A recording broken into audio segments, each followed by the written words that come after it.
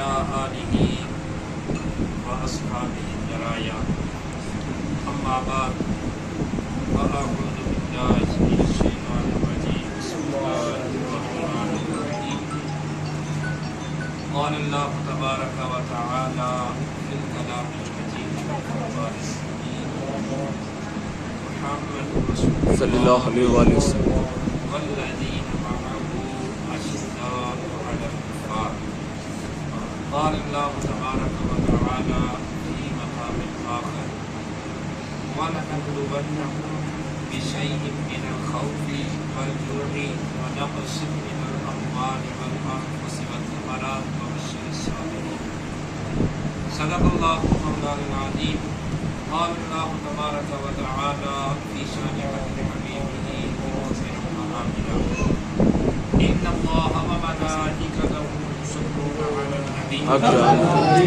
يا أيها الذين آمنوا صلوا عليه وسلموا تسليما اللهم صل علی سیدنا سيدنا ومولانا محمد وعلى آل سيدنا ومولانا محمد مبارک وسلم وصلی علیہ الصلاة والسلام عليك يا سیدی یا رسول اللہ وعلی آلک واصحابک یا سیدی یا حبیب اللہ الصلاة السلام علیکم یا سیدی یا رسول اللہ العالمين وعلى آلك وأصحابك يا سيدي يا خالد حق عمر کی عدالت کا صدا راج رہے گا بے شک عمر کی عدالت کا صدا راج رہے گا اور ہر دور عمر کا محتاج رہے گا بے شک عمر تیری عظمت کو کوئی لاکھ چھپائے تو ملت اسلام کا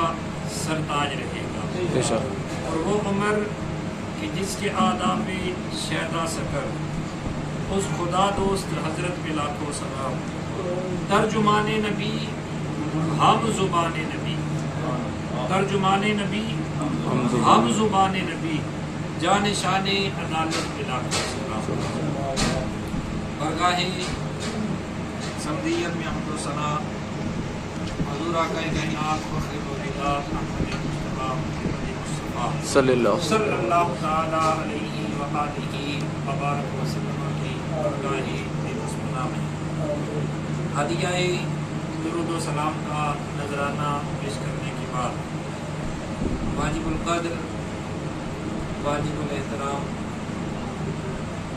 میرے معزز دوستوں بزرگوں ثناخان مصطفیٰ صلی اللہ اور ہمارے نہایت ہی محترم ہر دل عزیز شخصیت حضرت علامہ مولانا قاری محمد یسین صاحب دامت برکاتہ عالیہ آپ آج کی اس محفل کی صدارت فرما رہے ہیں اور اس محفل کی سرپرستی ارشاد فرما رہے ہیں مشفق و مہربان برادر مکرم مذہبی اور سماجی شخصیت جنابی محترم ڈاکٹر محمد عاطف صاحب سرپرست میلاد کمیٹی سرکار مدینہ حضرات محترم آج اس عنوان کے تحت اس محفل کا انعقاد کیا گیا اس میں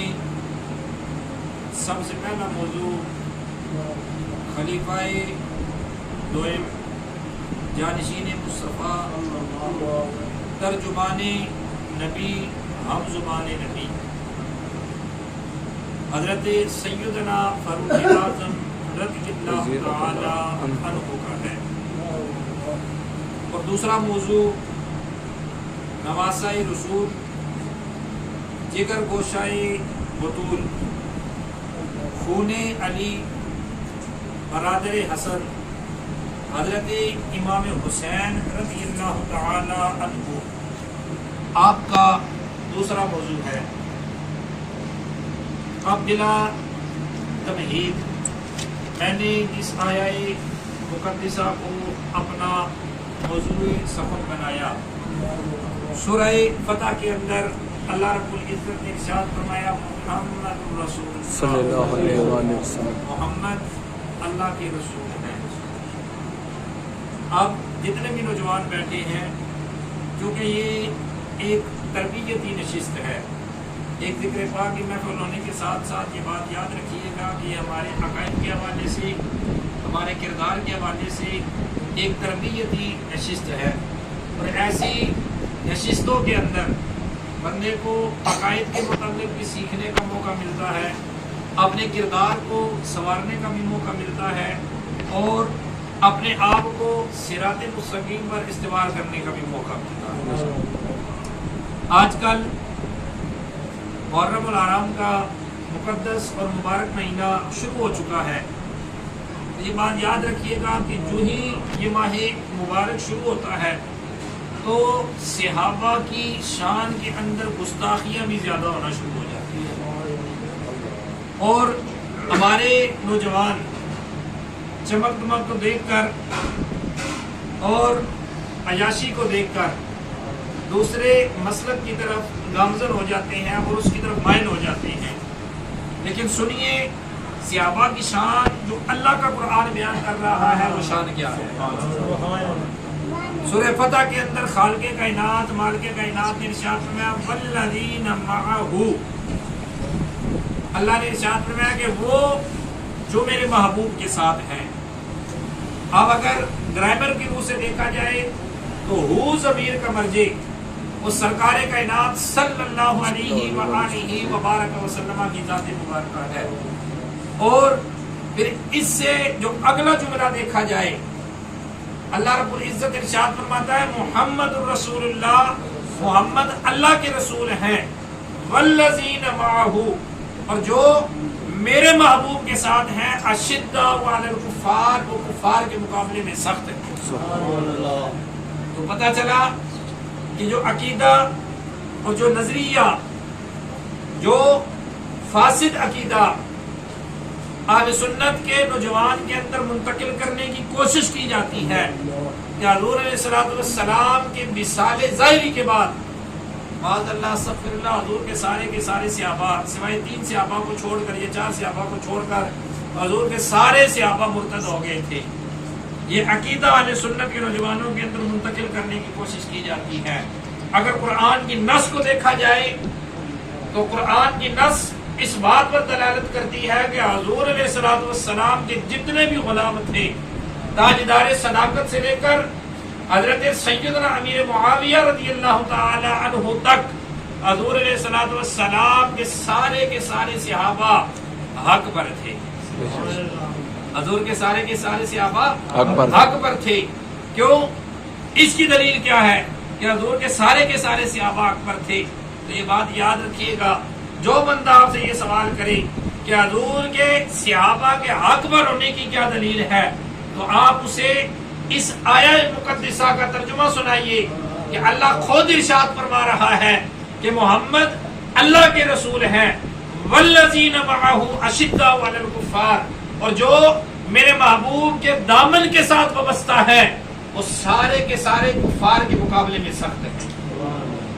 اب کفر کے مقابلے میں اگر سخت وہی ہوا کرتا ہے جو حق پر ہوا کرتا ہے، تو پتہ چلا کہ حضور علیہ الصلوۃ والسلام کے سارے صحابہ کیا تھے؟ حق پر تھے۔ حضور کے سارے صحابہ بولیے حق پر تھے۔ یہ قرآن کی نص ہے، جو قرآن کی نص کا انکار کرتا ہے وہ ایک لمحے سے پہلے دائرہ اسلام سے خارج ہو جاتا ہے۔ یہ بات یاد رکھیے گا، اور اسے اپنے عقیدے کے اندر، یہ بات اپنے دل کے اندر سمو لیں اور پختہ کر لیں تاکہ آپ کا عقیدہ مضبوط ہو سکے۔ اور پھر صحابی کی شان کیا ہے، صحابی کی تعریف کیا ہے، صحابی کس کو کہا جاتا ہے، تو یہ بات یاد رکھیے گا، جو مفسرین کرام، محدثین کرام اور جتنے بھی فقہا ہیں، اپنی کتابوں کے شروع کے اندر ہر مفسر، ہر محدث نے یہ تعریف کی ہے کہ صحابی اس ذات کو کہا جاتا ہے کہ جس نے اپنی زندگی کے اندر حضور علیہ الصلوۃ والسلام کا دیدار کیا ہو اور حضور علیہ الصلوۃ والسلام کی مجلس کو ایمان کی حالت میں اختیار کیا ہو، اور پھر حضور کی مجلس کو اختیار کر کے اس بندے کا خاتمہ بھی ایمان پر ہوا ہو، اس ذات کو شریعت کے اندر حضور علیہ الصلوۃ والسلام کے فرمان کے مطابق صحابی کہا جاتا ہے۔ اور پھر صحابی کا مقام و مرتبہ کیا ہے، صحابی کی شان کیا ہے؟ مفسرین کرام نے لکھا کہ دنیا کے اندر جتنے بھی غوث قطب ابدال کلندر ہیں اور جتنی بھی اللہ رب العزت کی محبوب ہستیاں اولیاء کے درجات کے اندر موجود ہیں، مفسرین کرام نے لکھا کہ ساری کی ساری ہستیوں کو اور ان کی شان و شوکت، ان کے اعزاز و مراتب کو ملا کر اگر ایک پلڑے کے اندر رکھ دیا جائے اور دوسرے پلڑے کے اندر حضور علیہ الصلوۃ والسلام کے جو سب سے آخری درجے کا صحابی ہے اس کے قدموں کے ساتھ لگنے والی خاک کو رکھا جائے، تو مفسرین کرام نے اس بات کو لکھا کہ اس صحابی کے قدموں کے ساتھ لگنے والی وہ خاک سارے اولیاء کے درجات سے بلند و بالا اور افضل و اعلیٰ ہوا کرتی ہے۔ اور پھر حضور علیہ الصلوۃ والسلام کے صحابہ کی شان اللہ نے قرآن کے اندر ارشاد فرمائی والذین معہ اشداء علی الکفار، کہ حضور علیہ الصلوۃ والسلام کے صحابہ کی صفت تھی، ان کے اندر یہ خوبی تھی، جب کفر کے سامنا ہوتا ان کا اور باطل کے ساتھ جب ان کی جنگ ہوتی تو حضور علیہ الصلوۃ والسلام کے وہ صحابہ، اللہ کا قرآن کہتا ہے، کفر کے مقابلے میں سخت ہوا کرتے ہیں۔ یہ حضور علیہ الصلوۃ والسلام کے سارے صحابہ کی شان ہے۔ اور پھر ان سارے صحابہ میں سے اگر سیدنا فاروق اعظم رضی اللہ تعالیٰ عنہ آپ کے کردار کو دیکھا جائے، آپ کی شخصیت کو دیکھا جائے، آپ کی ذات کا مطالعہ کیا جائے، تو اگر کفر کے مقابلے میں، باطل کے مقابلے میں حق کی صفے اول کے اندر جو سب سے پہلی ذات اور شخصیت ہمیں نظر آتی ہے وہ سیدنا فاروق اعظم رضی اللہ تعالیٰ۔ آپ جب مسلمان ہوئے، حضور علیہ الصلوۃ والسلام کی بارگاہ میں پہنچے، کلمہ پڑھا، حضور علیہ الصلوۃ والسلام کے دامن اطہر کے ساتھ وابستہ ہو گئے۔ اب حضور علیہ الصلوۃ والسلام کی بارگاہ میں عرض کرتے ہیں، یا رسول اللہ صلی اللہ علیہ وسلم، آقا میں آپ سے کچھ سوال کرنا چاہتا ہوں۔ حضور نے اجازت عطا فرمائی، عمر سوال کرو۔ عرض کی، یا رسول اللہ ہم حق پر ہیں؟ رجبان نبی نے ارشاد فرمایا کہ اے عمر ہم حق پر ہیں۔ حضور علیہ الصلوۃ والسلام کی بارگاہ میں پھر سوال کیا، یا رسول اللہ صلی اللہ علیہ وسلم، اللہ نے آپ کو حق اور سچ کے ساتھ مبعوث فرمایا ہے؟ حضور نے ارشاد فرمایا کہ اے عمر، اللہ نے مجھے حق اور سچ کے ساتھ اس دنیا کے اندر مبعوث فرمایا ہے۔ تو عرض کی، یا رسول اللہ صلی اللہ علیہ وسلم، آقا پہلے مسلمان چھپ چھپ کر نماز پڑھا کرتے تھے، یا رسول اللہ آج عمر نے آپ کی غلامی کو اختیار کر لیا ہے، یا رسول اللہ آج آپ کے غلام چھپ کر نماز ادا نہیں کریں گے بلکہ آج ہم نماز ادا کریں گے تو کعبے کے اندر ادا کریں گے۔ اب کفر کے مقابلے میں یہ حضور علیہ الصلوۃ والسلام کے غلاموں کی صفت ہوا کرتی ہے کہ جب ان کا مقابلہ کفر سے ہوتا ہے، جب ان کا سامنا، ان کی ٹکر باطل کے ساتھ ہوتی ہے، تو پھر وہ نرم لہجہ اختیار نہیں کرتے، پھر وہ اپنے سینے کے اندر نرمی کو اختیار نہیں کرتے، بلکہ اللہ کا قرآن کہتا ہے اشداء علی الکفار۔ پھر حضور کے غلاموں کا طریقہ یہ ہوا کرتا ہے کہ جب ان کا کفر کے ساتھ آمنا سامنا ہو جاتا ہے، جب حق باطل کے ساتھ ٹکر لے لیا کرتا ہے، تو پھر حضور کے غلام چٹانوں کی طرح باطل کے سامنے کھڑے ہو جاتے ہیں۔ اب سیدنا فاروق اعظم رضی اللہ تعالیٰ عنہ آپ تلوار لے کر 39 مسلمان ہیں، 40ویں مسلمان سیدنا فاروق اعظم رضی اللہ تعالیٰ عنہ ہیں۔ آپ سیدنا فاروق اعظم کا روب اور دبدبہ دیکھیے، ہیبت اور جلال دیکھیے۔ آپ حضور علیہ الصلوۃ والسلام کی بارگاہ میں عرض کر کے وہاں سے باہر نکلتے ہیں اور آپ تلوار ہاتھ میں اٹھا کر پکار رہے ہوتے ہیں کہ آج ہے کوئی جو اپنے بچوں کو یتیم کروانے والا ہو، ہے کوئی جو مسلمانوں کو عبادت سے روک کر اپنی بیویوں کو بیوہ کروانے والا ہو، ہے کوئی جو اپنے بچوں کو میری تلوار سے قتل کروانے والا ہو؟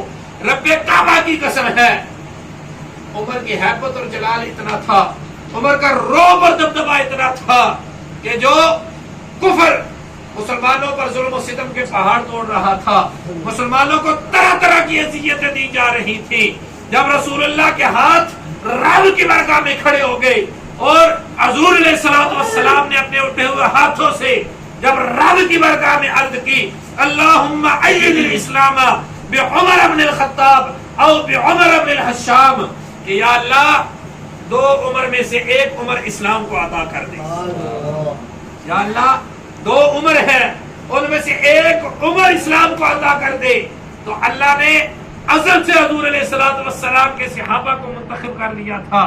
ازل سے حضور علیہ الصلوۃ والسلام کے صحابہ کے دل رب کی بارگاہ میں دیکھے جا چکے تھے. تو اللہ نے اسلام کی نصرت اور مدد کے لیے حضرت سیدنا فاروق اعظم رضی اللہ تعالیٰ عنہ کا انتخاب کر. بابا جی فرمایا کرتے تھے نا کہ جڑا کوئی ہوئے نا اسلام واسطے کافی ہے. آپ اکثر ارشاد فرمایا کرتے تھے یار ہوئے ایک ہی لیکن ہوئے جڑا اسلام واسطے وہ کافی ہے. جب سیدنا فاروق اعظم رضی اللہ تعالیٰ عنہ آپ اسلام قبول کرتے ہیں آپ کے کردار دیکھیے آپ کی شخصیت دیکھیے اور آپ کے حضور علیہ الصلوۃ والسلام کے صحابہ کے اندر سیرت دیکھیے. حضور علیہ الصلوۃ والسلام کے صحابہ کے متعلق آپ کا پیار اور محبت دیکھیے. امام الانبیاء کے غلاموں حضرت عبداللہ ابن عباس رضی اللہ تعالیٰ عنہ اس حدیث کو روایت کرتے ہیں اور بخاری کی حدیث ہے. آپ ارشاد فرماتے ہیں کہ حضور علیہ الصلوۃ والسلام کے صحابہ میں سے جب ہم کسی کا انتخاب کرتے جب ہم کسی کو منتخب کرتے تو سب سے پہلے حضور علیہ الصلوۃ والسلام کے صحابہ میں سے جس ہستی کا انتخاب کیا جاتا اس ہستی کو دنیا سیدنا صدیق اکبر کے نام سے اور پھر جس دوسری ہستی کا انتخاب آج حضور علیہ الصلوۃ والسلام کے صحابہ کو اور آل بیت اطہار کو جدا جدا کرنے کی کوشش کی جاتی ہے. اس روایت کے راوی کون ہے؟ حضرت عبداللہ ابن عباس. حضور علیہ الصلوۃ والسلام کے چچا حضرت عباس ان کے بیٹے حضرت عبداللہ. اس روایت کو بخاری کے اندر آپ اس روایت کے راوی ہیں. آپ ارشاد فرماتے ہیں کہ تاجدار صداقت کے بعد اگر حضور کے صحابہ میں سے کسی کام کے لیے اگر کسی کو منتخب کرنا ہوتا تو سارے کے سارے صحابہ سیدنا فاروق اعظم رضی اللہ تعالیٰ عنہ کا انتخاب کیا. یہ حضور علیہ الصلوۃ والسلام کے صحابی کی شان تھی. یہ تاجدار عدالت کی شان تھی. اور علماء فرماتے ہیں کہ جب اسلام کو پھیلانے کی باری آئی اسلام کو پھیلانے کی باری آئی اسلام کی ترویج و ارشاد کی باری آئی تو اللہ رب العزت نے جن ہستیوں کا انتخاب کیا وہ حضور علیہ الصلوۃ والسلام کے صحابہ ہیں. اسلام کو پھیلانے کے لیے حضور علیہ الصلوۃ والسلام کے صحابہ کا انتخاب کیا گیا اور جب اسلام کو بچانے کی باری آئی تو اللہ نے آل رسول کا انتخاب فرمایا. اب دیکھیے نا جب سیدنا فاروق اعظم رضی اللہ تعالیٰ عنہ آپ کی سلطنت کو دیکھیے آپ کے دور خلافت کو دیکھیے.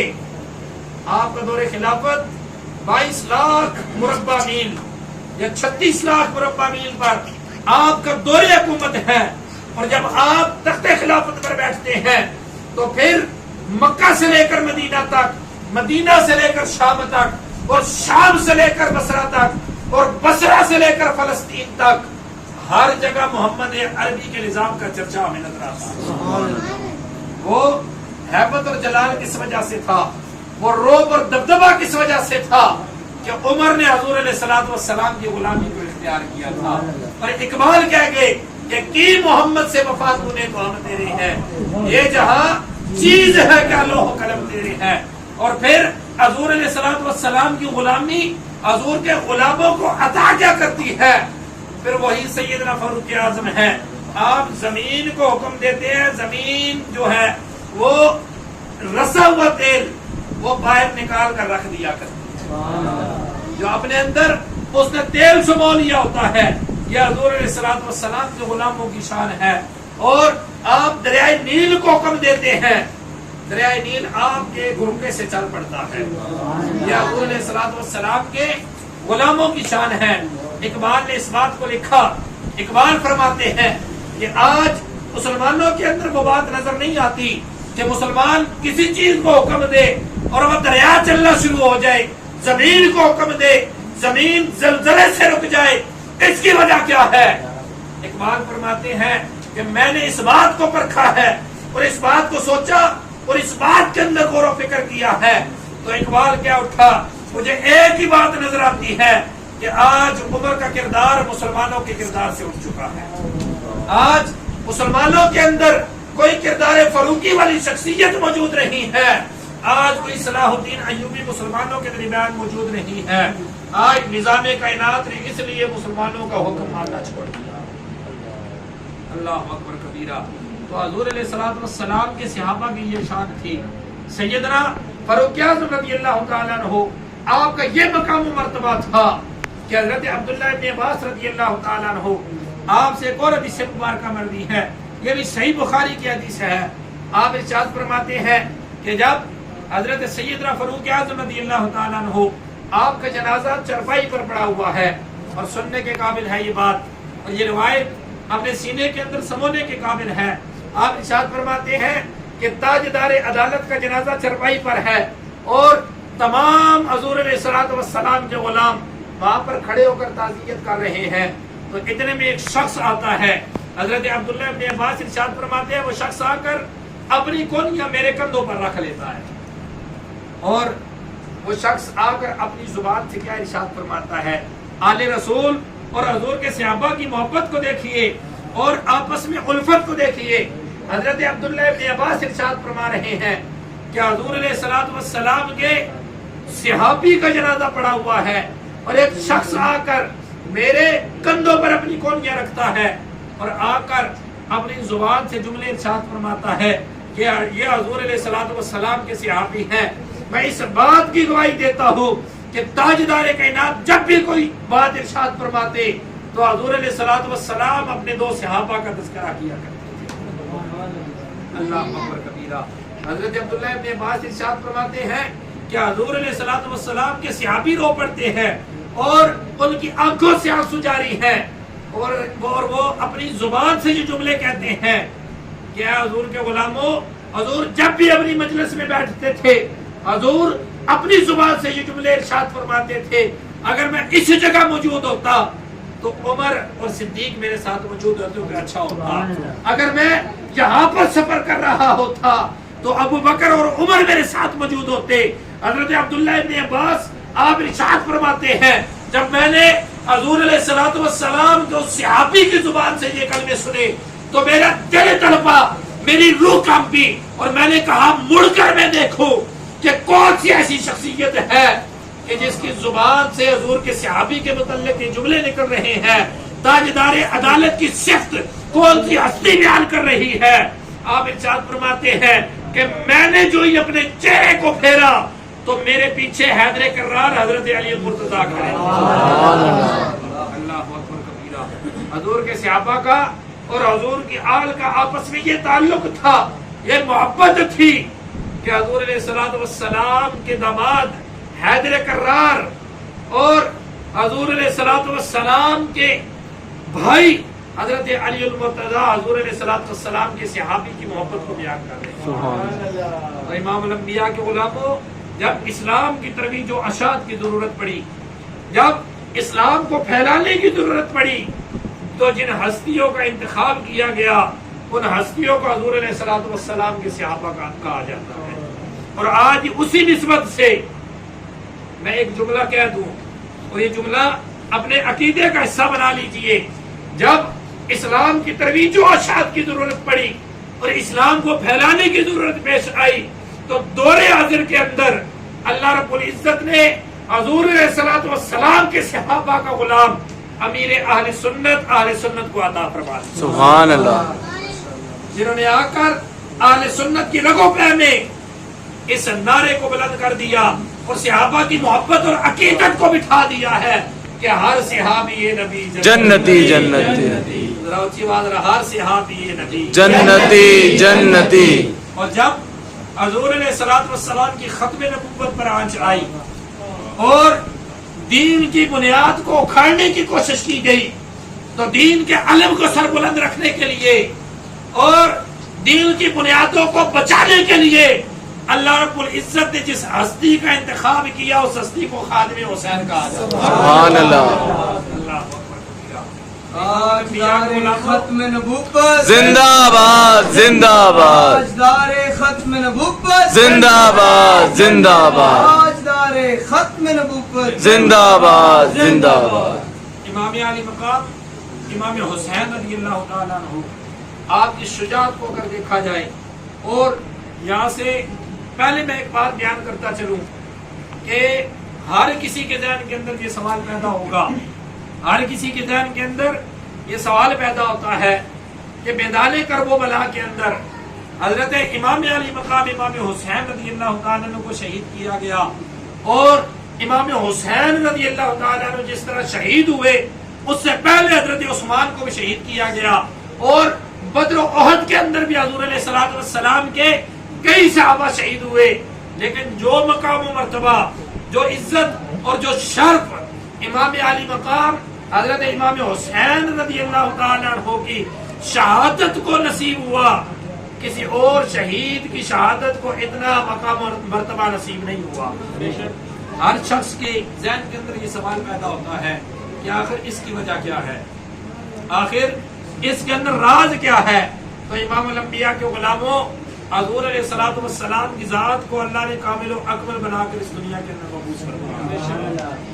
اب ضرورت اس امر کی تھی، شہادت ایک وصف ہے، حضور علیہ الصلوۃ والسلام کی ذات کا اس وصف کے ساتھ متصف ہونا ضروری تھا، تب حضور علیہ الصلوۃ والسلام کی ذات کامل اور اکمل ہوتی۔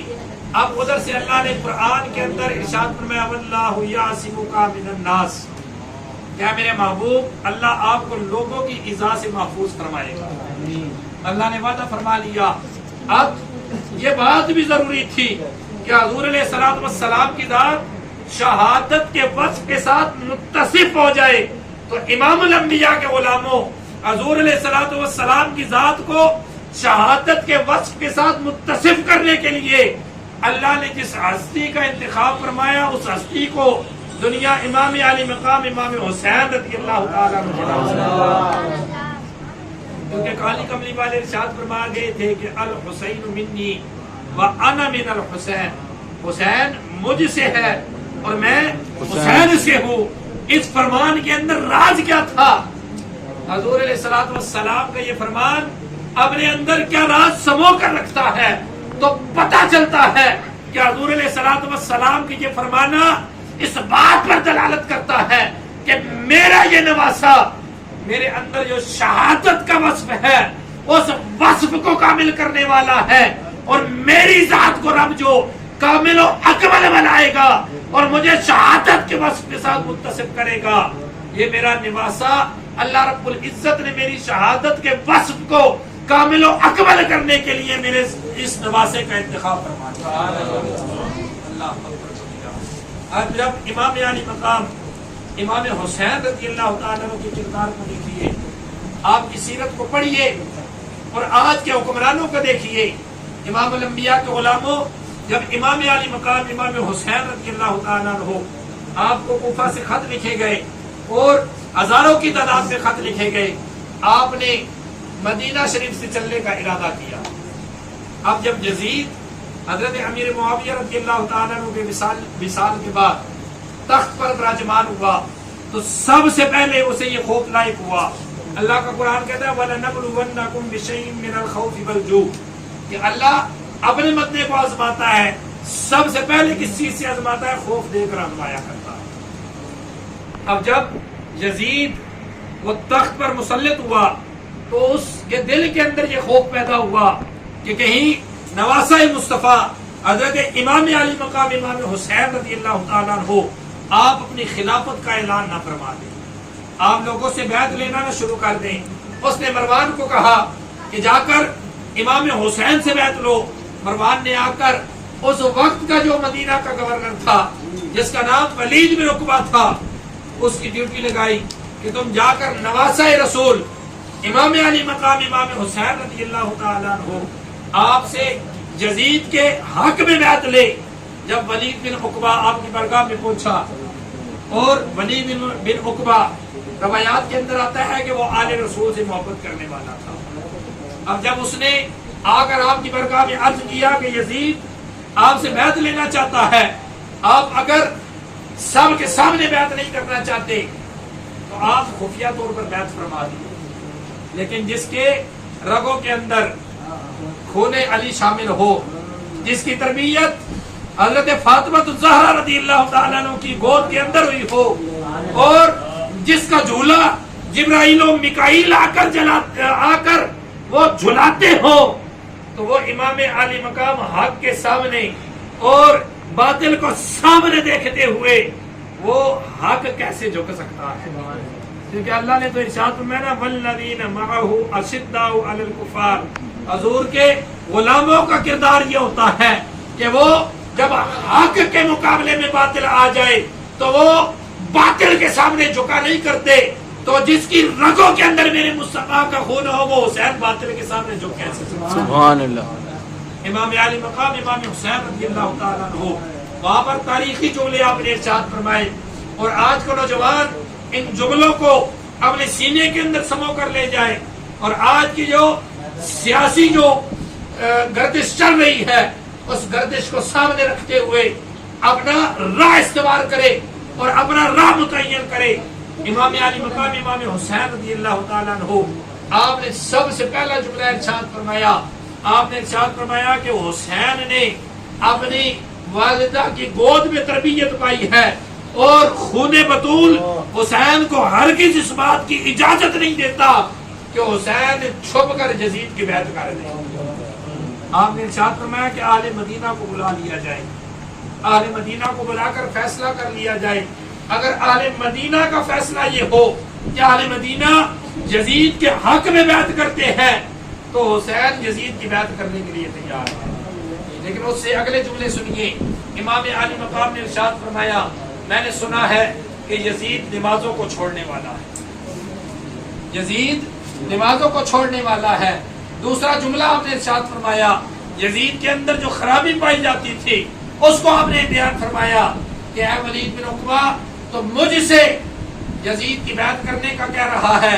یزید شراب کو حلال قرار دینے والا ہے، یزید مور مال سے نکاح کو جائز قرار دینے والا ہے، یزید حلال اور حرام کے اندر تمییز پیدا کرنے والا ہے. تو پھر امام علی مقام امام حسین رضی اللہ تعالیٰ عنہ، آپ نے ارشاد فرمایا کہ میں اس شخص کی بیعت نہیں کر سکتا جو میرے نبی کی شریعت کی حدوں کو پامال کرنے والا ہو. تو گویا امام علی مقام امام حسین رضی اللہ تعالیٰ عنہ، آپ نے امت مسلمہ کو یہ پیغام دیا ہے کہ اے حضور کے غلاموں، لیڈر اور امام وہ نہیں ہوتا جو حضور کی شریعت کو پامال کرنے والا ہو، لیڈر اور امام وہ نہیں ہوتا جو شریعت کی حدوں کو توڑنے والا ہو، بلکہ تمہارا لیڈر اور امام وہ ہوتا ہے جو حضور علیہ الصلوۃ والسلام کی غلامی کے اندر حضور علیہ الصلوۃ والسلام کے دین کی حفاظت کرنے والا ہو. سبحان اللہ. اللہ اکبر کبیرہ. یہ آل رسول کا کردار ہے، یہ آل رسول کی شخصیت ہے، یہ آل رسول کی سیرت ہے. آپ دنیا والوں کو بتا گئے، اپنا نام لینے والوں کو پیغام دے گئے کہ سامنے اگر بڑے سے بڑا ظالم اور جابر کھڑا ہو اور مال و اسباب کی فرمانی ہو، لیکن سامنے باطل پر ہو، اگر تمہیں اپنی جان بھی دینی پڑے تو حق کی خاطر تم اپنی جان دے دینا، باطل کے ہاتھ میں ہاتھ کبھی نہ دینا. آج تو لوگ کہتے ہیں کہ ہمارا لیڈر بڑا ہینڈسم ہے اور سمارٹ ہے. آج لوگ کہتے ہیں کہ ہمارا لیڈر تو بڑا ہینڈسم ہے اور سمارٹ ہے. تو میں ان لوگوں کو یہ جواب دینا چاہتا ہوں، اور آپ ان لوگوں کو یہ جواب دیجئے کہ لیڈر اس کو نہیں کہا جا سکتا کہ جو ہینڈسم اور سمارٹ ہو، بلکہ لیڈر اس کو کہا جا سکتا ہے کہ جو اپنے نبی کا وفادار ہو. سبحان اللہ. لبیک لبیک یا رسول اللہ، لبیک لبیک لبیک یا رسول اللہ، لبیک لبیک لبیک یا رسول اللہ، لبیک لبیک لبیک یا رسول اللہ. زندہ آباد، زندہ آباد. اور آج اپنے کردار کی اور اپنی تربیت اور اپنی سیرت کو حضور علیہ الصلوۃ والسلام کے غلاموں کے دامن کے ساتھ وابستہ کرنے کی ضرورت ہے. کیونکہ اقبال لکھے گا کہ مسلمان کے لہو میں ہے سلیقہ دل نوازی کا. اقبال کہتا ہے کہ مسلمان تو بڑا مہمان نواز ہے اور اس کے دل کے اندر اپنے مہمانوں کے لیے، ہر آنے والے کے لیے بڑی الفت اور عقیدت ہوا کرتی ہے. اور اقبال کہتا ہے مربت حسن عالمگیر ہے مردان غازی کا، کہ جو بھی غازی ہوا کرتا ہے حضور علیہ الصلوۃ والسلام کے دین کی خاطر لڑنے والا ہوا کرتا ہے، اپنی ذات کے لیے اس میں بڑی مربت ہوتی ہے. لیکن آپ ارشاد فرما گئے کہ شکایت ہے مجھے یا رب خداوند مکتب سے، خداوندان مکتب سے، کہ سبق شاہین بچوں کو دے رہے ہیں خاک بازی کا. آج جو ہمیں سبق پڑھایا جا رہا ہے، آج اس سبق کو بلانے کی ضرورت ہے. آج ہمیں سبق پڑھایا جا رہا ہے کہ امن امن سے بات کرو. آج ہمیں بزدلانہ تعلیم کی طرف لے جایا جا رہا ہے. تو امام الانبیاء کے غلاموں، آج ہمیں اقبال یہ پیغام دے رہا ہے کہ اگر تم دنیا کے اندر حکمرانی کرنا چاہتے ہو تو تمہیں سیدنا فاروق اعظم رضی اللہ تعالیٰ عنہ کے کردار کو اپنانا پڑے گا. آج اگر ہم نے فلسطین پر جھنڈا لہرانا ہے، آج ہمیں برما کے مظلوم مسلمانوں کی مدد کے لیے پہنچنا ہے، اگر ہم نے محمد بن قاسم اور طارق بن زیاد کا کردار اپنانا ہے، تو پھر آج ہمیں حسین کی سیرت کو اپنانا پڑے گا. آج ہمیں اپنے کردار کو حسین کے کردار کے ساتھ متصف کرنا پڑے گا. آج ہر گھر کے اندر ہمیں حسین کی تعلیم کو عام کرنا پڑے گا. امام الانبیاء کے غلاموں، رب کعبہ کی قسم ہے، یہ ایک بات جو میں آپ سے کرنے لگا ہوں حق بجانب ہے. جب بھی دین پر برا وقت آیا اور دین پر پہرا دینے کے لیے اگر کسی شخصیت کا انتخاب ہوا ہے تو وہ حسین کے خادم کا انتخاب ہوا ہے. اگر حضور علیہ الصلوۃ والسلام کے دین پر برا وقت آ جائے اور زمانہ صدام حسین کا ہو تو رب کی ذات صدام حسین کو منتخب کر لیا کرتی ہے. اور جب حضور علیہ الصلوۃ والسلام کی ناموس پر حملہ ہو جائے تو حسین کا خادم ممتاز قادری کی صورت میں ہو تو رب ایک پولیس کانسٹیبل کا انتخاب کر لیا کرتا ہے. اور پھر جب حضور علیہ الصلوۃ والسلام کی ختم نبوت پر حملہ ہو جائے اور سارے پیر اجروں کے اندر بیٹھ جائے تو جس خادم کا انتخاب کر لیا جاتا ہے دنیا اسے خادم حسین کے نام پر جاتی ہے. سبحان اللہ. اللہ اکبر کبیرہ. پھر آپ نے بھی دیکھا، میں نے بھی دیکھا، اور دنیا والوں میں نے بھی دیکھا ہے جو حسین کا خادم بن کر پھر دین پر پہرا دیا کرتا ہے، حضور علیہ الصلوۃ والسلام کے ختم نبوت کا تحفظ کیا کرتا ہے، تو پھر اللہ رب العزت اس کو گرنے نہیں دیتا بلکہ حسین کی طرح اسے ہر میدان کے اندر زندہ رکھا کرتا ہے. سبحان اللہ. کیونکہ کہنے والے کہہ گئے کہ قتل حسین اصل میں مرگ یزید ہے، اسلام زندہ ہوتا ہے. تو امام الانبیاء کے غلاموں، ہر دور کے اندر کفر اور حق کی جنگ جاری ہے، ہر دور کے اندر حسین اور یزید کی جنگ جاری ہے. آج ہمیں ضرورت اس امر کی ہے کہ اپنے کردار کو حسینی کردار کے ساتھ ہم متصف کر لیں. اپنی اولادوں کی تربیت ہم حسین کی تربیت کی طرح کرنا شروع کر دیں. اپنی اولادوں کو امام علی مقام امام حسین رضی اللہ تعالیٰ عنہ کی سیرت سکھانا شروع کر دیں. رب کعبہ کی قسم ہے پھر وہ دن دور نہیں ہے کہ تخت پر بھی نظام مصطفیٰ ہوگا. پھر وہ دن دور نہیں ہے کہ تخت پر حضور علیہ الصلوۃ والسلام کا دین آئے گا. اللہ رب العزت کی برگاہ میں دعا ہے کہ خالق کائنات مالک کائنات ہمیں سے ایمانوں میں حضرت سیدنا فاروق اعظم رضی اللہ تعالیٰ عنہ کی سیرت، ان کی تعلیم کو اپنانے کی توفیق عطا فرمائے. اور اپنے کردار کو حضرت امام علی مقام نواسہ مصطفیٰ حضرت امام علی مقام امام حسین رضی اللہ تعالیٰ عنہ کے کردار سے متصف کرنے کی توفیق عطا فرمائے. اور جو جملے میں نے کہے اللہ ان جملوں کو اپنی برکات کے اندر قبول و منظور فرمائے. وآخر دعواہم الحمدللہ.